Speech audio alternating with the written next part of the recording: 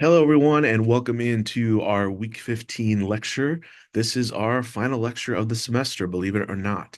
Um, it's been quite a ride. I hope that you have enjoyed it.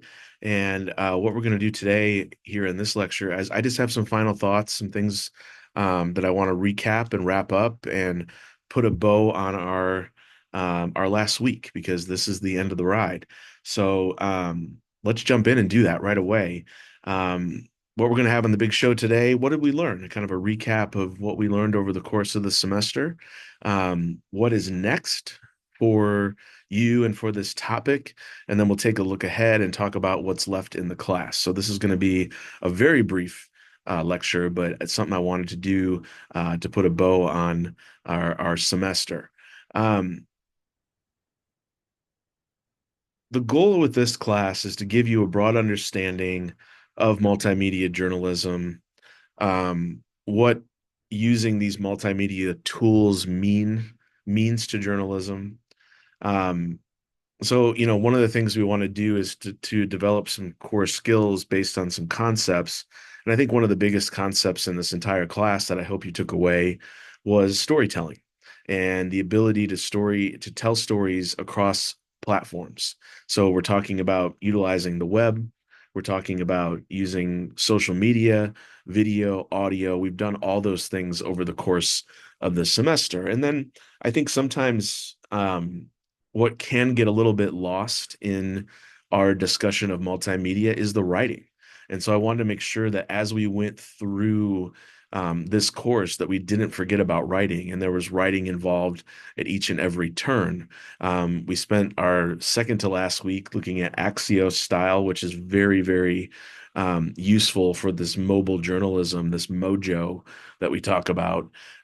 So I hope that introduced you to a new skill set and maybe fine-tuned some of the writing that you were already doing. Every you can't escape writing in journalism. You're going to have it, whether you go into television, whether you go into a social media channel, you're managing social media content, whatever the case. So I think it's really important to keep those writing skills, those writing exercises at the forefront of what we do to emphasize just how important they are in journalism. So that's something we wanted to emphasize this semester as well. We took a look at a number of different tools and technologies. One of the things that is sort of a challenge, and I said this from the very outset, there's a challenge here in taking this class asynchronously because, in many ways, you're a little bit on your own as far as using these tools. So I'm not really picky about what tools you use to create your videos. I know some of you use things like CapCut, some of you used maybe iMovie. Uh, I'm not really concerned about what tools you use, and a little of that has to be self-taught. That's kind of part of the deal when you jump into an asynchronous multimedia class. Having said that, I'm always here to help you with those things, and hopefully, if you ran across issues, and some of you did, you reached out to me, and we were able to address those issues together. The baseline for the class is Adobe. And so, we took a look at some videos and some primers about Premiere and about Audition. Continue to play with those, continue to try to learn those. We talked about social media platforms like Instagram and YouTube. Those are kind of our primary ones, and gave you some experience about managing content on those. Um, I hope you also formed a better relationship with your smartphone. It's a really, really powerful journalism tool that's right in your pocket. So this whole idea of mojo, right, mobile journalism, um, is something that is born out of an era where we have the technology right with us, that can be this really, really effective tool. So there's a reason why that I have Adornado's book for this class. I think it does a good job talking about mobile journalism, and we'll continue to use it. And it might be something you hold on to for additional reference. We didn't get to every single chapter in the book, but I think if you wanted to continue digging, there's certainly more there if you want to investigate further. Something that's always really important to me is real world application. So we talk about these concepts, we learn these tools. Now let's do something with them. And so over the course of the semester, we had, I believe it'll end up being 5 projects where you use these tools. You created videos, you took photos, you did audio, you did a final project, you wrote an Axio style summary of a press release. So it's all about the doing here. And one of the reasons why I give you the opportunity to have your work published on the Questonian is because I want you to learn how it feels like to have your work go public. It's a different feeling than maybe what you're used to in school, where typically the only audience for your work is going to be your instructor. That's not the case for what we do here in journalism. We write for the public. We are a public service. So that's really important. And I hope that you gain some of that experience. Those of you who had stories published or will have stories published on the Questonian will get that experience. And I think that's really, really vital. So what is next as you emerge from this class? Well, again, I hope you learned a lot. I hope you got some experience with multimedia journalism. One thing that I would recommend to you, and if you're a Questonian student, you're required to do this anyway, but if you're not, I would recommend building a portfolio, a digital portfolio where people can see your work. Um, as I mentioned a moment ago, we've done 5 projects in this class that are going to be a fit for your portfolio. Um, it's so important to showcase what you've done because when you're looking for an internship or even a scholarship or, full-time employment, employers are going to want to know what can they do? What can they do? Don't just tell me that you're good with video. Don't just tell me that you're a good writer. Show that to me. And that's where your portfolio comes in.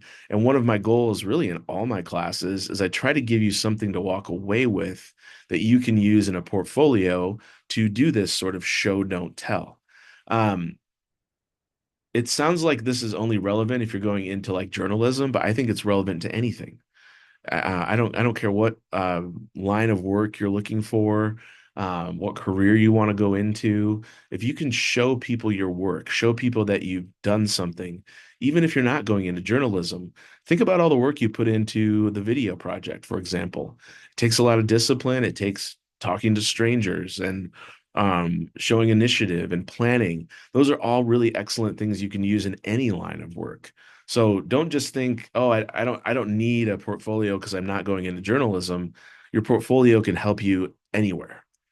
To do that, it's easier than ever to fire up a website and just have your own website. You can do that. There's a number of different services out there. Wix, Canva even has something related to websites now. Or one thing I would very highly recommend is bolster your LinkedIn page.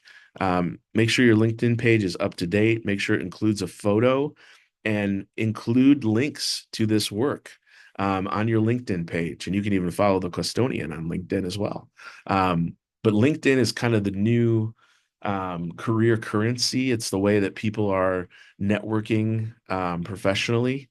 And it's a really good place to be if you're looking to change careers, establish careers, so on and so forth. Anything career related is going to be done through LinkedIn. So I would highly recommend getting that and getting your work you've done for your this class up on your LinkedIn page.